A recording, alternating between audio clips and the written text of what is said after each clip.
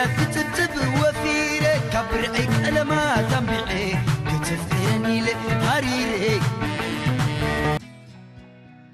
سلام تخطاتل تنايس channel كمي كان يخون كمي تخونو سناي كتكونو ناي وتر مني وتيو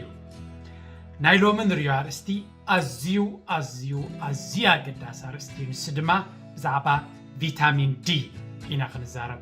مچم فيتامين دي كنسمع كلنا مبزحتنا حانتنا قرينا نذكر نسادما أبس حي موزا نايز حي برهان مركاب زياد رايا مبزحتو حبرة سبنا زلا فلتتنا عن حويسكا مغنياتو كاب تقول استمهرنا برابع حمشاشات شاشامناي كساب شعوز نبر مالتي ناي ساينس نايس نفلتت نزياخ نذكر غلينا ناي فيتامين دي قدلت قنا بفلا بزحات حبرة سبات بقفي عزري نزوما معبول عالمنا برزلنا دما عابس الواخل وزخل لو كل دما عابس علمتي حدا كابت زلا عليه قدلت ناي فيتامين دي كم زري عبزي حبريتات ري واللهم تنهيلكم وكتري وايهم سوري تنهيلكم بمصنعات زغربي كتري وايهم فيتامين دي كابي مت نمنتاي تكم أكلاتنا كاب فيتامين دي انت قديلو انتاي تسقم كموت يخل عند منشنا فيتامين دي انتايو بزعبا فيتامين دي زلنا فلوتو اذا فيديو زي كامتن لعلك تكدسنا تخل سلازي اذا فيتامين زي ابت عنانا اب هيوتنا عند قداسي عند كايبلني بتاعما قداسي فيتامين سلازغوني كردانان استوعلنا نتقملو زلنا مخنياتو ني أعصمتنا نحنقولنا نسرعة مكلخالنا كومون مس كانسر مكلخالون زتها حسلو زلو سو زا فيديو زيا بزيك على العالم كساب مودة تسمعوا حادق زي ديكونس دقاقيمكم تسمعكم ماون ريكومين دي كبرو مغنياتو أب هيوتنا كان نتبارغو تعو هيوت نخلونا كينا واحكو نابتا فيديو غوزكمي سناي مكتتال thank you let's go لو معنت انريو بزعبا حدا فيتامين يو እዚ ቫይታሚን ንኣብነት እንኳን ተወሲድና ኣብ ኣሜሪካ ናይ ህዝቢ ረብዒ ዝኾኑ ሰባት ናይዚ ቫይታሚን ሕፅረት ወይ ድማ ዴፊሲንሲ ኣለዎም እዚ ሕፅረት ድማ መብዛሕትኡ ግዜ ኣብ ዓበይቲ ሰባት መንእሰይ ኣዋልድ ህፃናትን እዩ ዝረአ እዚ ዴፊሲንሲ ወይ ድማ ሕፅረት ብናይ ሰባት ቆርበት ወይ ድማ ስኪን ከለር እንተሪናዮ ድማ ab latins ወይ ድማ ናይ ላቲን ሰባት እዚ ሕፅረት ብ75% ይውስኽ ኣብ ጸለምቲ ወይ ድማ black community ድማ ብ80% ይውስኽ እዚ ቫይታሚን እንታይ እዩ እንተልኩም ቫይታሚን D እዩ ቫይታሚን D the sunshine vitamin እንዳተባሃለ እውን ይፍለጥ እዩ ቫይታሚን D هرمون ኮይኑ ኣብ ቆርበትና ዝርከብ كوليسترول كاب صحاي زركب الترافايوليت راي كركب انكلو زفطر يو كلتا عينت فيتامين دي دما لو فيتامين دي 2 كمون فيتامين دي 3 يبهالو فيتامين دي 2 كاب تخلي زرحو مغبتات زركب انتخون فيتامين دي 3 دما كاب انسسات وصيت كمون عسا زركب ني فيتامين دي عينتيو فيتامين D3 كاب فيتامين D2 ناي أبدمنا زركب ناي فيتامين D متان ويدما ليفل ناي موسح أقمو كاب فيتامين D2 بعصفي زبالة وتصقتاوي ويدما effective فيتامين D نناي حدا سبتعنا بطعمي أقد أسيو ازي فيتامين نناي عزمنا تنكارة بون هيلز نناي أمرو تعنا mental health كمون ናይ ሕማም ምክልኻል ዓቕምና ወይ ድማ immune system ዝለዓለ ጥቕሚ ኣለዎ ካብ ሓደ ናይ ካንሰር ዓይነታት እውን ንክከላኸለልና ከምውን ካብ ሕማም ሽኮርያ ንከይንተሓዝ ንምግባር ድማ ይጠቅም ሓደ ሰብ ክንደየናይ ፀሓይ ክወስድን ከሎ እዩ ናይ ባዕሉ ቫይታሚን ዲ ኣብ ውሽጡ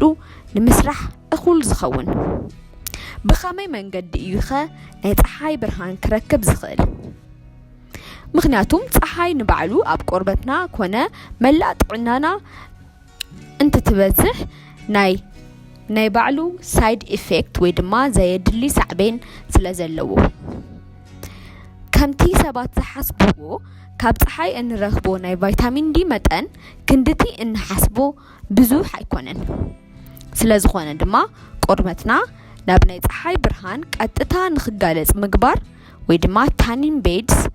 ናይ ፀሓይ ብርሃን ዝህቡ ኮይኖም ዘገልግሉ መሳርሕታት ምጥቃምን ብሓኻይም ዝምከር መንገዲ ኣይኮነን እዚ ካበልና ካበይና ደኣ ቫይታሚን ዲ ክንረክብ ንኽእል ዝብል ቀፂልና ንረአ ቫይታሚን D3 ካብ ፋቲ ፊሽ ከም ሳልመን ቱና ሳርዲን ትራውት ካብኣቶም ናይ ፋቲ ፊሽ ምንጪ ዝኾኑ ናይ ዓሳ ዓይነታት ብምውሳድ እኹል ናይ ቫይታሚን D3 ክንረክብ ንኽእል ኢና ካብዚ ሓሊፉ ካልኦት ናይ ቫይታሚን ዲ ሶርስ ወይ ድማ ምንጪ ዝኾኑ ኣለዉ ካብ ናይ ፀባ ውፅኢት ሶይ ሚልክ ወይ ድማ ናይ ኣደጉራ ፀባ ናይ ኣራንሺ ጽሟቕ ሲሪያልን ዝበሉ ምግብታት ቫይታሚን ዲ ክንረክብ ንኽእል ኢና እቲ ካብ ኩሉ ዝበለጸ ሶርስ ወይ ድማ ምንጪ ናይ ቫይታሚን D3 ግና ናይ ዓሳ ዘይቲ ወይ ድማ ፊሽ ኦይል ሓደ ማንካ መዓልታዊ ምውሳድ እዩ እዚ ካብቲ መዓልታዊ ዘድልየና 200% ሕልፊ ቫይታሚን ዲ ይህበና እዚ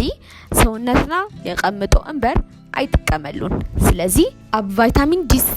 ዘንረኽበሉ እዋን ጽቡቕ እዩ ዝመጽእ እቶም ሕጂ ዝረኣናዮም ናይ ቫይታሚን ዲ ሶርስ ምግብታት ክንረክበሉ እንድሕር ዘይንኽእል ኮይና ናይ ቫይታሚን ዲ ክኒን ወይ ድማ መድሓኒት ኣለዉ ንስዚኦም ሳፕሊመንትስ ክንወስድ ንኽእል ኢና ዓበ ብስራት ንተኸታተልቲ ናይዚ ቻነል መቸም ኣብቲ ግላዊ ትሕዝቶታት ወይ ከዓ ኮርሳት ናተይ ብዙሓት ተማሂርኩም ክትመሃሩ ትደልዩን ከም ዘለኹ ይፈልጥ እየ እምበር ብምኽንያት ምጅማር ናይዚ ዓመት ሓደ ምጉዳል ናይ ዋጋ ጌርና ኣለና ከም ትሪእዎ ዘለኹም ብዙሕ ኮርሳት ናትና ንሓፂር እዋን ዲስካውንት ጌርና ኣለና ስለዚ ክትመሃሩ ትደልዮም ዝተፈላለዩ ኮርሳት ዕድላት ቁሩብ ፈጢርና ኣለና ክንብል ንኽእል ነዚ ዕድል ተጠቂምኩም ናብቲ ትምህርቲ ከይድኩም ሂወትኩም ክትልውጡ ድማ ናይ ኩሉ ግዜ ፃወታ እዩ ንሓፂር ግዜ እዩ ዝፀንሕ ስለዚ ትዕድል ተጠቀሙሉ ይብለኩም ከይድኩም ነቲ ኮርሳት ካብ ዌብሳይት ወሲድኩም ኣክሽን ውሰዱ ቴንክ ዩ ቨሪ ማች መጠን ፍልጠትካ ዝዓበየ መጠኑ ድማ እተወትካ ይዓቢ እዮም ዝብሉ ለባማት ቴንክ ዩ ሶ ማች ናይ ቫይታሚን ዲ ሕፅረት ከም ዘለኩም ብኸመይ መንገዱ ክተረጋግፁ ትኽእሉ እዚ ክትፈልጥሉ ትኽእሉ መንገዲ ናይ ደም ምርመራ ብምግባር እዩ እቲ ናትኩም ሪዛልት ድሕሪ ምርኣይ ሓኪምኩም ናይ ቫይታሚን ዲ ክኒን ወይ ድማ ሳፕሊመንትስ ከምኡውን ቀጥታ ናብ ደምኩም ብመርፍእ ዝኣቲ ናይ ቫይታሚን ዲ ኢንጀክሽን ክእዝዘልኩም እውን ይኽእል እዩ እምበኣርከስ ብዛዕባ ቫይታሚን ዲ እዚ ካበልና ቀፂልና እንሪኦ 7 ኣብ ሰውነትና እንሪኦም ሕፅረት ቫይታሚን ዲ ዘመላኽቱ ምልክታት እዮም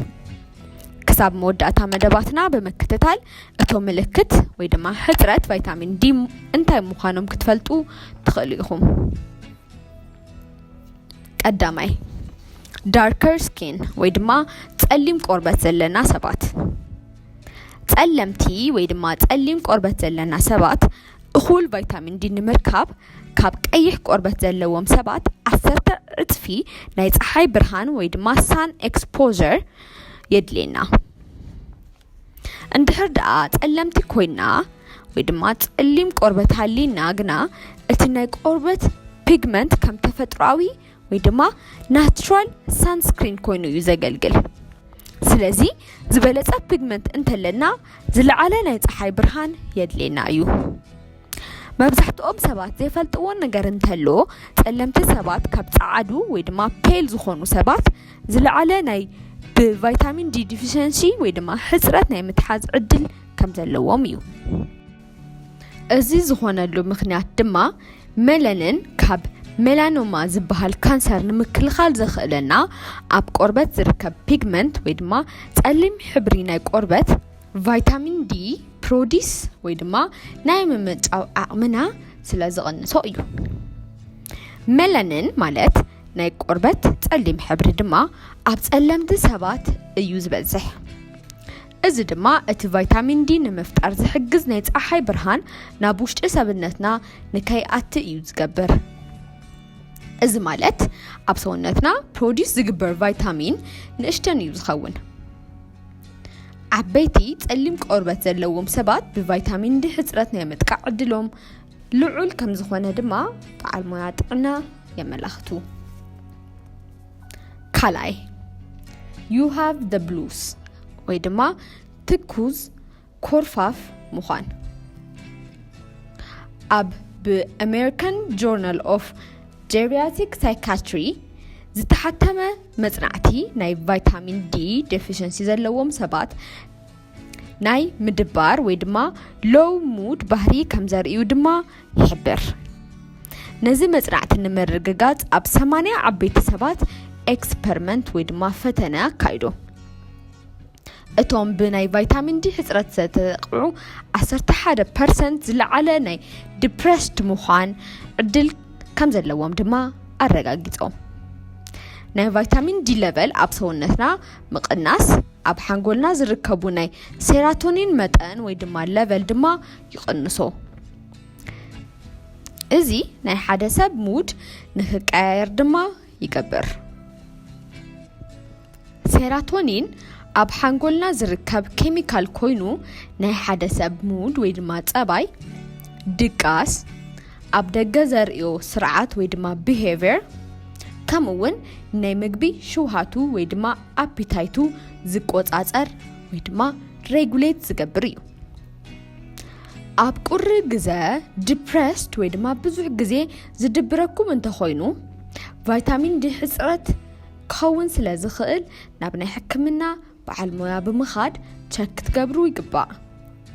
ናይ ቫይታሚን ዲ ሰፕሊመንት ብምውሳድ ድማ እዚ ሕጽረት ወይ ድማ ዲፊሽንሲ ከተጥፍእዎ ትኽእሉ ኢኹም ሳልሳይ you are at least 50 ዕድመኦም 50 ካብኡ ንላዕልን ዝኾኑ ሰባት ልዕሊ 50 ዝዕድመኦም ሰባት ብናይ ቫይታሚን ዲ ሕጽረት ናይ ምጥቃዕ ዕድሎም ዝለዓለ ዝኾነሉ ምኽንያት ናይ ፀሓይ ብርሃን ተቐቢሎም ናብ ናይ ቫይታሚን ዲ ሲንተሲስ ጌርካ ናይ ምቕያር ዓቕሞም ምስ ዕድመ እንተቐነሰ ስለ ዝኸይድ እዩ ካብዚ ሓሊፉ ቫይታሚን ዲ ምስራሕ ዝጅምር አክቲቬት ዝኸውን ኣብ ኪድኒ ወይ ድማ ኩላሊት ስለ ዝኾነ ናይዚ ኦርጋን ስራሕ ድማ ምስ ዕድመ እንዳቐነሰ ስለ ዝመጽእ እዩ ካብዚ ብዝሓለፈ ዓበይቲ ሰባት ካብ ገዛ ብዙሕ ኣይወጹን እዮም ብዙሕ ናይ ምንቅስቓስ ስራሕቲ ስለ ዘይሰርሑ እኹል ናይ ፀሓይ ብርሃን ኣይረኽቡን ነዚ ንምጥንኻር ኣብ ኢንተርናሽናል ሶሳይቲ ፎር ክሊኒካል ደንስቶሜትሪ ኣብ ዝተገበረ መጽናዕቲ ብ95% ዓበይቲ ሰባት ብናይ ሕጽረት ቫይታሚን ዲ ወይ ድማ ዲፊሽንሲ ናይ ምትሓዝ ዕድሎም ዝለዓለ ከም ዝኾነ ይሕብር ኣብ ገዛ ውሽጢ ብዙሕ ስለ ዝጸንሑ ጥራይ እንተዘይኮነስ ኣብቲ ፀሓይ ዝረኽብዎ እዋን እውን እቲ ፕሮዲስ ዝገብርዎ ናይ ቫይታሚን ዲ መጠን ወይ ድማ ሌቨል ካብቲ ወጣት ሰብ ፕሮዲስ ዝገብሮ ብ30% ስለ ዝቕንስ እውን እዩ በዓል ሞያታት ሕክምና ከም ዝገልጽዎ ሓደ ሰብ እኹል ቫይታሚን ዲ ንምስራሕ እንተነኣሰ ብሰሙን 2 ግዜ 30 ደቂቕ ኣብ ፀሓይ ወይ ድማ ናይ ፀሓይ ብርሃን ክረክብ ኣለዎ ይብሉ Food and Nutrition Board Community ኣብ ዘውፅኦ ሓበሬታ ከም ዝገልጾ ብምግቢ ሓደ ሰብ ብመዓልታዊ 200 ኢንተርናሽናል ዩኒትስ ናይ ቫይታሚን ዲ ክወስድ ኣለዎ ይብል እዚ ንኣዋላድን ንኣወዳትን ኮይኑ 50 ዓመት እስካብ ዝኾኖም እዩ ኣብ መንጎ 50 እስካብ 70 ዘለው ዕድመኦም ኣዋልድ ኮነ ኣወዳት ድማ ብመዓልታዊ 400 ኢንተርናሽናል ዩኒትስ ኢንቴክ ናይ ቫይታሚን ዲ ወይ ድማ ሶርስ ዝኾነ ምግብታት ክወስዱ ከም ዝግባእ ይገልጹ ካብ 70 ንድሓር ንዘለው ሰባት ድማ ብመዓልቲ 600 ኢንተርናሽናል ዩኒት ዝኣክል ቫይታሚን ዲ መጠን እስካብ ዝረኽቡ ብመዓልታዊ ናይ ቫይታሚን ዲ ሶርስ ዝኾኑ ምግብታት ኮነ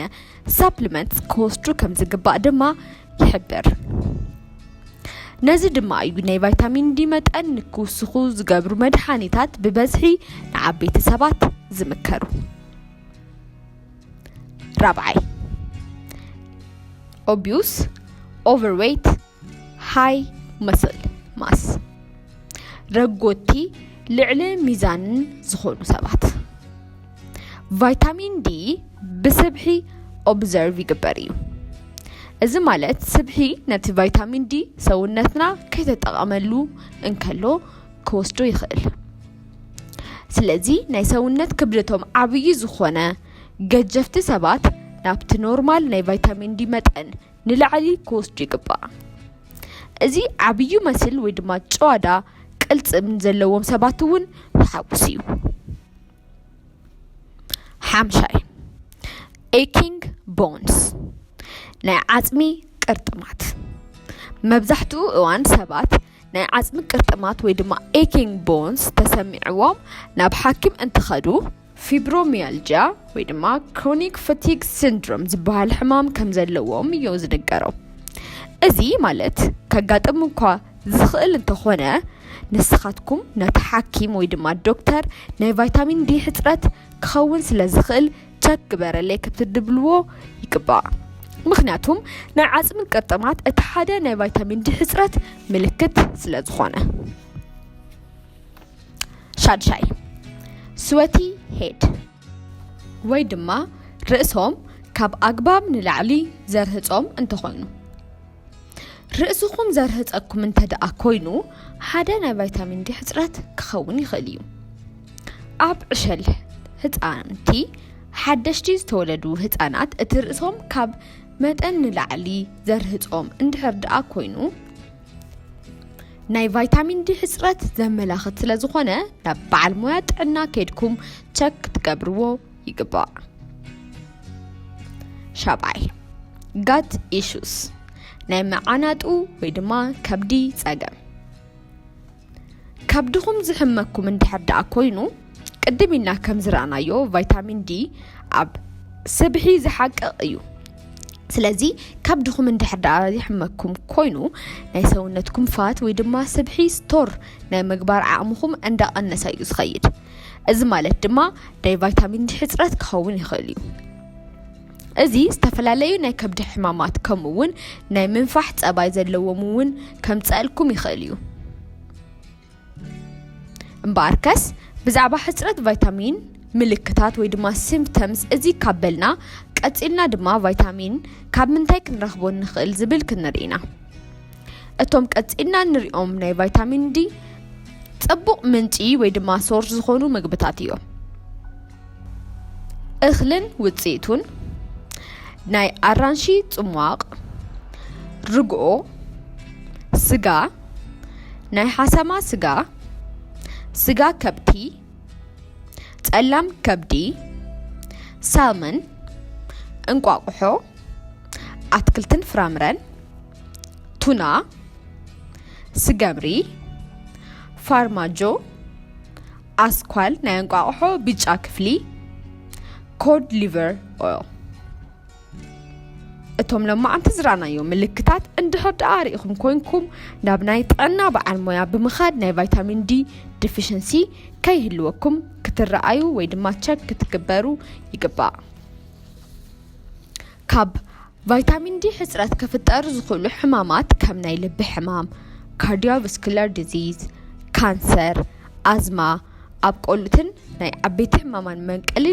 እውን ክኾኑ ይኽእሉ እዮም እኹል ፀሓይ እንድሕር ደኣ ዘይትረኸቡ ኮይንኩም ሓደ እቶም ዝዘርዘርናዮም ምግብታት ዘይብሉ ዳየት ወይ ድማ ቬጀቴርያን እንድሕር ደኣ ኮይንኩም ክልተ እንድሕር ደኣ ልዕሊ 50 ዕድማ በፂሕኩም ሰለስተ ጸሊም ቆርበት ወይ ድማ ጸለምቲ እንድሕር ደኣ ኮይንኩም ኣርባዕተ